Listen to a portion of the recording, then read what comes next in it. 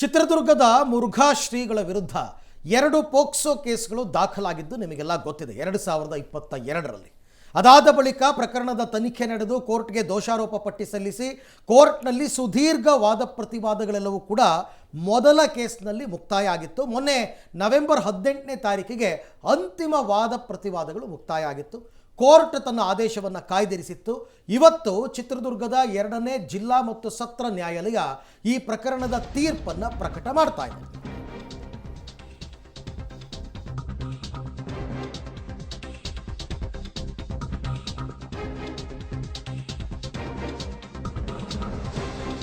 ಚಿತ್ರದುರ್ಗದ ಮುರುಘಾ ಶ್ರೀ ವಿರುದ್ಧ ಪೋಕ್ಸೋ ಪ್ರಕರಣ ಮೊದಲ ಪ್ರಕರಣದ ತೀರ್ಪು ಇವತ್ತು ಪ್ರಕಟವಾಗ್ತಾ ಇದೆ. ಮುರುಘಾ ಶ್ರೀ ಬಂಧನವೋ ಅಥವಾ ಬಿಡುಗಡೆಯೋ ಇಂದು ತೀರ್ಪು. ಆಲ್ರೆಡಿ ಅವರು ಜಾಮೀನು ಮೇಲೆ ಹೊರಗಡೆ ಇದ್ದಾರೆ. ಇವತ್ತು ತೀರ್ಪು ಬರುತ್ತೆ. ಮುರುಘಾ ಶ್ರೀ ವಿರುದ್ಧದ ಮೊದಲ ಪೋಕ್ಸೋ ಪ್ರಕರಣದ ತೀರ್ಪು 2ನೇ ಅಪರ ಜಿಲ್ಲಾ ಮತ್ತು ಸತ್ರ ನ್ಯಾಯಾಲಯ ಚಿತ್ರದುರ್ಗದ ನ್ಯಾಯಾಲಯದ ಇವತ್ತು ತೀರ್ಪು ಪ್ರಕಟ ಮಾಡ್ತಾ ಇದೆ. ತೀರ್ಪನ್ನು ಪ್ರಕಟ ಮಾಡಲಿದ್ದಾರೆ ನ್ಯಾಯಮೂರ್ತಿ ಗಂಗಾಧರಪ್ಪ ಹಡಪದವರು. ಪೋಕ್ಸೋ ಪ್ರಕರಣ ಒಂದು ವೇಳೆ ಏನಾದರೂ ಸಾಬೀತಾಗಿ ದೋಷಿ ಅಂತ ಆದರೆ 20 ವರ್ಷಗಳ ಶಿಕ್ಷೆಯಾಗುವ ಸಾಧ್ಯತೆ ಇದೆ. ಒಂದು ವೇಳೆ ನಿರ್ದೋಷಿ ಅನ್ನೋ ತೀರ್ಪೇನಾದರೂ ಪ್ರಕಟವಾದರೆ ಅಲ್ಲಿಗೆ ಅವರಿಗೆ ಅರ್ಧ ಟೆನ್ಷನ್ ಕಡಿಮೆ ಆಯಿತು. ಯಾಕೆಂದರೆ 2 ಕೇಸ್ ದಾಖಲಾಗಿತ್ತು. 2 ಕೇಸ್ನಲ್ಲಿ ಒಂದು ಕೇಸ್ನಲ್ಲಿ ಅವರು ನಿರ್ದೋಷಿ ಅಂತ ಆಯಿತು. ಯಾರ ಪರವಾಗಿ ತೀರ್ಪು ಬಂದರೂ ಮತ್ತೊಬ್ಬರು ಹೈಕೋರ್ಟ್ ಮೆಟ್ಟಿಲು ಏರ್ತಾರೆ ಈ ಪ್ರಕರಣದಲ್ಲಿ, ಅದು ಬೇರೆ ವಿಚಾರ. ಬಟ್ ಮೊದಲ ತೀರ್ಪು ಏನು ಕೊಡುತ್ತೆ ಅದು ಬಹಳ ಮುಖ್ಯವಾಗುತ್ತೆ, ಯಾರ ಪರವಾಗಿ ಬರುತ್ತೆ ಅಂತಂದ್ಬಿಟ್ಟು. ಹಾಗಾಗಿ ಇವತ್ತು 11 ಗಂಟೆ ಬೆಳಗ್ಗೆ 11 ಗಂಟೆಗೆ ಕೋರ್ಟ್ ಕಲಾಪಗಳೆಲ್ಲ ಆರಂಭವಾದ ಬಳಿಕ ತೀರ್ಪನ್ನು ಪ್ರಕಟಿಸುವುದಾಗಿ ಕೋರ್ಟ್ ಈಗಾಗಲೇ ತಿಳಿಸಿದೆ. ಸುದೀರ್ಘವಾದಂತಹ ಲೆಕ್ಕಾಚಾರ. ಇಬ್ಬರು ಹುಡುಗಿಯರು ಮೈಸೂರಿಗೆ ಹೋಗ್ತಾರೆ. ಮೈಸೂರಿನಲ್ಲಿ ಒಡನಾಡಿ ಸಂಸ್ಥೆಯ ಜೊತೆ ಮಾತನಾಡ್ತಾರೆ. ಈ ಥರ ನನಗೆ ಲೈಂಗಿಕ ದೌರ್ಜನ್ಯ ಆಗಿದೆ ಅಂತ ಹೇಳ್ಕೊತಾರೆ. ಅದಾದ ನಂತರ ಅಲ್ಲಿಂದ ಬಂದು ನಜರ್ಬಾದ್ ಪೊಲೀಸ್ ಸ್ಟೇಷನ್ನಲ್ಲಿ ಮೊದಲ ದೂರು ದಾಖಲಾಗುತ್ತೆ. ಮೈಸೂರಿನ ನಜರ್ಬಾದ್ನಿಂದ ಆ ಕೇಸು ಚಿತ್ರದುರ್ಗ ಪೊಲೀಸ್ ಸ್ಟೇಷನ್ಗೆ ಶಿಫ್ಟ್ ಆಗುತ್ತೆ. ಅಲ್ಲಿ ತನಿಖೆ ನಡೆಯುತ್ತೆ. ಮುರುಘಾ ಶ್ರೀಗಳ ಬಂಧನ ಆಗುತ್ತೆ, ಬಿಡುಗಡೆ ಆಗುತ್ತೆ, ಬಂಧನ ಆಗುತ್ತೆ, ಬಿಡುಗಡೆ ಆಗುತ್ತೆ. ಇವೆಲ್ಲವೂ ಕೂಡ ನಡೆದಿದ್ದು ನಿಮಗೆಲ್ಲ ನೆನಪಿರಬಹುದು. ಸೊ ಹಾಗಾಗಿ ಈಗ ಅಂತಿಮವಾಗಿ ಮೊದಲ ಪ್ರಕರಣದ ತೀರ್ಪು ಇವತ್ತು ಪ್ರಕಟ ಆಗ್ತಾ ಇದೆ. ಈ ಪ್ರಕರಣದಲ್ಲಿ ಯಾರ್ಯಾರನ್ನ ಅಕ್ಯೂಸ್ಡ್ ಅನ್ನಾಗಿ ಮಾಡಲಾಗಿತ್ತು ಮತ್ತು ವಿಚಾರಣೆಯ ಇಂಟೆನ್ಸಿಟಿ ಹೇಗಿತ್ತು ಅದೆಲ್ಲವೂ ಕೂಡ ತುಂಬ ಇಂಪಾರ್ಟೆಂಟ್ ಆಗುತ್ತೆ. ರೀಕಾಲ್ ಮಾಡಿಕೊಡ್ತಾ ಹೋಗ್ತೀವಿ. ಯಾರ್ಯಾರು ಮೊದಲ ಪ್ರಕರಣದಲ್ಲಿ ಅಕ್ಯೂಸ್ಡ್ಗಳಾಗಿದ್ರು, ಅವ್ರ ಮೇಲಿದ್ದಂತಹ ಆರೋಪಗಳೇನು ಅದನ್ನು ಹೇಳ್ತಾ ಹೋಗ್ತೀವಿ. A1 ಶಿವಮೂರ್ತಿ ಅಂದರೆ ಮುರುಘಾ ಶ್ರೀ A1 ಆಗಿದ್ದಾರೆ ಈ ಪ್ರಕರಣದಲ್ಲಿ. A2 ವಾರ್ಡನ್ ರಶ್ಮಿ, A4 ಮಠದ ಮ್ಯಾನೇಜರ್ ಪರಮಶಿವಯ್ಯ ವಿರುದ್ಧ ಪ್ರಕರಣ ದಾಖಲಾಗಿದೆ. ಚಾರ್ಜ್ ಶೀಟ್ನಲ್ಲಿ A3 ಬಸವಾದಿತ್ಯ ಹಾಗೂ A5 ಗಂಗಾಧರಯ್ಯ ಹೆಸರನ್ನು ಕೈ ಬಿಡಲಾಗಿತ್ತು. ಅಂದರೆ ಅವ್ರ ಪಾತ್ರ ಕಂಡು ಬಂದಿರಲಿಲ್ಲ. ಉಳಿದವರ ಪಾತ್ರ ಅಪರಾಧ ಸಾಬೀತಾಗಿದೆಯಾ ಅಥವಾ ಅಪರಾಧಕ್ಕೆ ಸಂಬಂಧಪಟ್ಟಂತೆ ಯಾವುದೇ ಸಾಕ್ಷಿಗಳು ಗಟ್ಟಿಯಾಗಿ ನಿಲ್ಲಿಲ್ಲ, ಈ ಎಲ್ಲ ಪ್ರಶ್ನೆಗಳಿಗೂ ಕೂಡ ಉತ್ತರ ಸಿಗುತ್ತೆ. ಆಲ್ಮೋಸ್ಟ್ ಒಂದು 19ಕ್ಕೂ ಹೆಚ್ಚು ವಿಟ್ನೆಸ್ಗಳನ್ನು ಟೆಸ್ಟಿಮೋನಿಯಲ್ಲಿ ಇಡಲಾಗಿತ್ತು. ಅಂದರೆ ಎವಿಡೆನ್ಸ್ ಆಗಿ ಪೊಲೀಸರು ಅವರನ್ನು ಕರೆದಿದ್ರು. ಬಟ್ ಅದರಲ್ಲಿ ಎಷ್ಟು ಜನ ನ್ಯಾಯಾಲಯದ ಮುಂದೆ ಮುರುಘಾ ಶ್ರೀಗಳು ಮಾಡಿದ್ದಾರೆ ಎನ್ನಲಾದಂತಹ ಲೈಂಗಿಕ ಕೃತ್ಯಕ್ಕೆ ಸಂಬಂಧಪಟ್ಟಂತೆ ಸಾಕ್ಷಿಗಳನ್ನು ನುಡಿದಿದ್ದಾರೆ ನೋಡಬೇಕಾಗತ್ತೆ. ಮತ್ತು ಲೀಗಲ್ ಬ್ಯಾಟಲ್ ಇಂಪಾರ್ಟೆಂಟ್ ಆಗುತ್ತೆ. At the same time FSL ರಿಪೋರ್ಟ್ಗಳು ಕೂಡ ಇಂಥ ಲೈಂಗಿಕ ದೌರ್ಜನ್ಯ, ಅದರಲ್ಲೂ ಸ್ಪೆಷಲಿ ಪೋಕ್ಸೋ ಅಂತಹ ಆ್ಯಕ್ಟ್ಗಳೆಲ್ಲ ಬಂದಾಗ FSL ರಿಪೋರ್ಟ್ ಜೊತೆಗೆ ಮಕ್ಕಳು ಅಪ್ರಾಪ್ತ ಬಾಲಕಿಯರು ಕೊಟ್ಟಂತಹ ಸ್ಟೇಟ್ಮೆಂಟ್ ಇದೆಯಲ್ಲ, ಇವೆರಡೂ ತುಂಬ ಇಂಪಾರ್ಟೆಂಟ್ ಆಗುತ್ತೆ. ಆಮೇಲೆ FSL ರಿಪೋರ್ಟ್ ಏನೇ ಬರ್ಬೋದು, ಏನೇ ಬರದೇ ಇರ್ಬೋದು, ಆದರೆ ಪೋಕ್ಸೋ ಕೇಸ್ನಲ್ಲಿ ಹೆಣ್ಣುಮಕ್ಕಳ ಹೇಳಿಕೆಗಳು ತುಂಬ ಸ್ಟ್ರಾಂಗ್ ಆಗಿ ನಿಲ್ಲುತ್ತೆ. ಆ ಹೇಳಿಕೆನೇ ಸಾಕು ಒಬ್ಬ ವ್ಯಕ್ತಿಯನ್ನ ಬಂಧಿಸಿ ಜೈಲಿಗೆ ಪೋಕ್ಸೋ ಹೇಳುತ್ತೆ. ನೋಡಿ, ಒಂದ್ಸರ್ತಿ ಮುರುಘಾ ಶ್ರೀ ಕೇಸ್ ಫೈಲನ್ನು ನೋಡ್ಬೋಣ ಏನಾಗಿತ್ತು ಅಂತಂದ್ಬಿಟ್ಟು. ಚಿತ್ರದುರ್ಗದ ಮುರುಘಾ ಶ್ರೀಗಳ ವಿರುದ್ಧ ಪೋಕ್ಸೋ ಕೇಸ್ ದಾಖಲಾಗುತ್ತೆ. 2022 ಆಗಸ್ಟ್ 26ನೇ ತಾರೀಕು ಮೈಸೂರಿನ ನಜರ್ಬಾದ್ ಠಾಣೆಯಲ್ಲಿ ಮೊದಲ ಕೇಸ್ ದಾಖಲಾಗುತ್ತೆ. ಇಬ್ಬರು ಯುವತಿಯರಿಂದ, ಇಬ್ಬರು ಬಾಲಕಿಯರಿಂದ, ಅಪ್ರಾಪ್ತ ಬಾಲಕಿಯರಿಂದ. ಮಠದ ಹಾಸ್ಟೆಲ್ನಲ್ಲಿ ಓದ್ತಾ ಇದ್ದ ಅಪ್ರಾಪ್ತ ವಿದ್ಯಾರ್ಥಿನಿಯರು ದೂರನ್ನು ದಾಖಲು ಮಾಡ್ತಾರೆ. ಅಂದರೆ ಅವ್ರ ಕೈಲಿ ಮಾಡಿಸ್ತಾರೆ.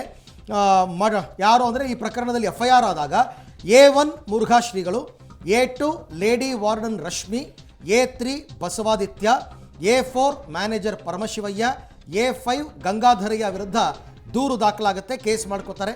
ಅದಾದ ಮೇಲೆ ಆಗಸ್ಟ್ 27ನೇ ತಾರೀಕು ಅಂದರೆ ನೆಕ್ಸ್ಟ್ ಡೇನೇ ಆ ಪ್ರಕರಣವನ್ನು ಚಿತ್ರದುರ್ಗ ಗ್ರಾಮಾಂತರ ಠಾಣೆಗೆ ವರ್ಗಾವಣೆಯನ್ನು ಮಾಡಲಾಗುತ್ತೆ. ಸೆಪ್ಟೆಂಬರ್ 2022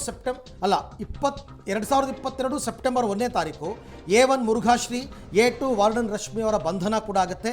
ಆದರೆ ಚಾರ್ಜ್ ಶೀಟ್ನಲ್ಲಿ A3 ಬಸವಾದಿತ್ಯ ಮತ್ತು A5 ಗಂಗಾಧರಯ್ಯ ಅವರನ್ನ ಕೈ ಬಿಟ್ಟಿದ್ರು. ಯಾಕೆಂದರೆ ಅವರ ವಿರುದ್ಧ ಯಾವುದೇ ಸೂಕ್ತ ಸಾಕ್ಷ್ಯಾಧಾರಗಳು ಕೂಡ ಇಲ್ಲ, ಅವರ ಪಾತ್ರ ಏನು ಇಲ್ಲ ಅನ್ನೋದಕ್ಕೆ ಕಾರಣಕ್ಕೋಸ್ಕರ A3 ಬಸವಾದಿತ್ಯ ಮತ್ತು A5 ಗಂಗಾಧರಯ್ಯ ಅವರ ಹೆಸರನ್ನ ಕೈ ಬಿಡಲಾಗಿತ್ತು. ಇದು ಮೊದಲ ಕೇಸ್. ನಾವು ಹೇಳ್ತಾ ಇರೋದು ಮೊದಲ ದೂರು ದಾಖಲಾಗಿದ್ದು ಯಾವಾಗ, ಯಾರ ವಿರುದ್ಧ, ಯಾರು ದೂರನ್ನು ಕೊಟ್ಟಿದ್ದು, ದೂರಿನಲ್ಲಿ ಏನೆಲ್ಲ ಇತ್ತು, ಇದೆಲ್ಲವೂ ಕೂಡ ನೋಡಿದಾಗ ಇಬ್ಬರು ಅಪ್ರಾಪ್ತ ಬಾಲಕಿಯರು, ಹಾಗಾಗಿ ಪೋಕ್ಸೋ ಕೇಸು ದಾಖಲಾಗಿತ್ತು. ನೋಡಿ, ಮುರುಘಾಶ್ರೀ ವಿರುದ್ಧ ಸಾಲು ಕೇಸ್ಗಳು ದಾಖಲಾಗಿದ್ವು. ಈಗ 2ನೇ ಕೇಸ್ಗೆ ಸಂಬಂಧಪಟ್ಟಂತೆ ಡೀಟೇಲ್ಸ್ ಕೊಡ್ತೀವಿ. 2ನೇ ಕೇಸ್ಗಿಂತ ಇಂಪಾರ್ಟೆಂಟು ನಾವು ಫಸ್ಟ್ ಕೇಸ್ ಡೀಟೇಲ್ಸ್ ಕೊಟ್ವಲ್ಲ ಇವಾಗ ಅದು, ಯಾಕಂದರೆ ಅದರ ತೀರ್ಪೇ ಈಗ ಪ್ರಕಟ ಆಗೋದು. ಬಟ್ ಸ್ಟಿಲ್ 2ನೇ ಕೇಸ್ ಏನಾಗಿದೆ ಅನ್ನೋದನ್ನ ಕೂಡ ನಿಮ್ಮ ಗಮನಕ್ಕೆ ತಂದುಬಿಡ್ತೀವಿ. 2022 ಅಕ್ಟೋಬರ್ 13ನೇ ತಾರೀಕು ಮೈಸೂರಿನ ನಜರಾಬಾದ್ ಠಾಣೆಯಲ್ಲಿ 2ನೇ ಕೇಸ್ ಮುರುಘಾಶ್ರೀ ಅಲಿಯಾಸ್ ಶಿವಮೂರ್ತಿ ವಿರುದ್ಧ ದಾಖಲಾಗುತ್ತೆ. ಶ್ರೀಗಳ ವಿರುದ್ಧ ಮಠದ ಅಡುಗೆ ಸಹಾಯಕಿ ದೂರು ಕೊಡೋದು, ತನ್ನ 2 ಅಪ್ರಾಪ್ತ ಹೆಣ್ಣು ಮಕ್ಕಳ ಮೇಲೆ ಲೈಂಗಿಕ ಕಿರುಕುಳದ ಆರೋಪ ಅವ್ರು ಮಾಡಿರ್ತಾರೆ.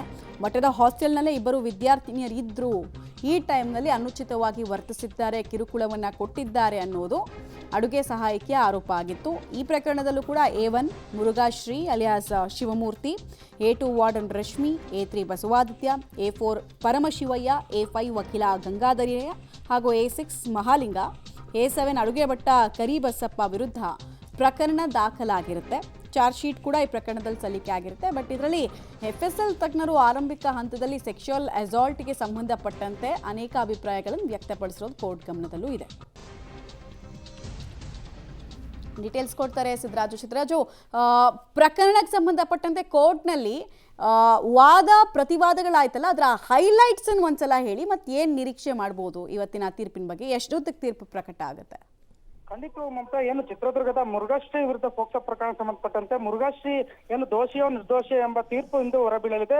ಚಿತ್ರದುರ್ಗದ 2ನೇ ಅಪರ ಜಿಲ್ಲಾ ಮತ್ತು ಸತ್ರ ನ್ಯಾಯಾಲಯದಿಂದ ಇಂದು ತೀರ್ಪು ಪ್ರಕಟವಾಗಲಿದ್ದು, ನ್ಯಾಯಾಧೀಶರಾದಂತಹ ಗಂಗಾಧರಪ್ಪ ಚನ್ನಬಸಪ್ಪ ಹಡಪದವರ ಒಂದು ನೇತೃತ್ವದಲ್ಲಿ ಒಂದು ಆದೇಶ ಹೊರಬೀಳಲಿದೆ. ಮುರುಘಾಶ್ರೀ ವಿರುದ್ಧದ ಮೊದಲ ಪೋಕ್ಸೋ ಪ್ರಕರಣದ ತೀರ್ಪು ಇದಾಗಿದ್ದು, ಈ ಕೇಸ್ ಏನಾದ್ರು ಒಂದು ವೇಳೆ ಸಾಬೀತಾದ್ರೆ ಮುರುಘಾಶ್ರೀಗೆ 20 ವರ್ಷ ಶಿಕ್ಷೆ ಸಾಧ್ಯತೆ ಹೆಚ್ಚಾಗಿದ್ದು, ಏನು ಈ ಕೇಸಲ್ಲಿ A1 ಆಗಿ ಮುರುಘಾಶ್ರೀ ಹಾಗೂ A2 ಆಗಿ ವಾರ್ಡನ್ ರಶ್ಮಿ ಮತ್ತು ಮ್ಯಾನೇಜರ್ ಪರಮಶಿವಯ್ಯ ವಿರುದ್ಧ ಪ್ರಕರಣ ದಾಖಲಾಗಿತ್ತು. ಏನು 2022 ಆಗಸ್ಟ್ 26ರಂದು ಈ ಒಂದು ಕೇಸು ದಾಖಲಾಗಿದ್ದ ಹಿನ್ನೆಲೆಯಲ್ಲಿ ಸತತ 3 ವರ್ಷಗಳ ಕಾಲ ವಿಚಾರಣೆ ನಡೆಸಿರುವಂತಹ ನ್ಯಾಯಾಲಯ ಇಂದು ತೀರ್ಪು ಆದೇಶಿಸುವಂತ ಸಾಧ್ಯತೆ ಇದೆ. ಇಂದು ತೀರ್ಪನ್ನು ಪ್ರಕಟಿಸಲು ಸಮಯವನ್ನು ಕೂಡ ನಿಗದಿ ಮಾಡಿದೆ. ಹೀಗಾಗಿ ಇಂದು ಕೋರ್ಟಿಗೆ A2 ರಶ್ಮಿ ಸೇರಿದಂತೆ ಪರಮಶಿವಯ್ಯ ಕೂಡ ಸುಮಾರು ಬೆಳಗ್ಗೆ 11:30 ವೇಳೆಗೆ ಹಾಜರಾಗಲಿದ್ದಾರೆ.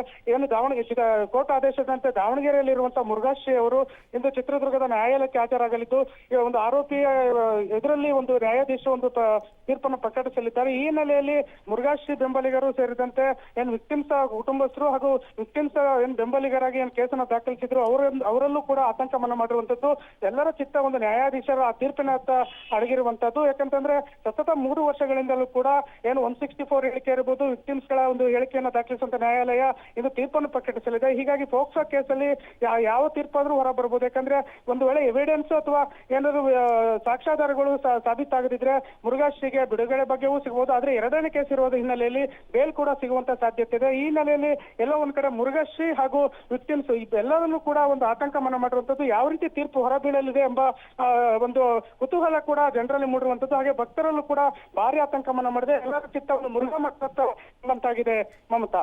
ಹಾಗೆ ಸಂಪರ್ಕದಲ್ಲಿರಿ, ನಿಮ್ಮ ಜೊತೆ ಸಿದ್ದರಾಜು ಮಾತನಾಡ್ತೀನಿ ನಾನು.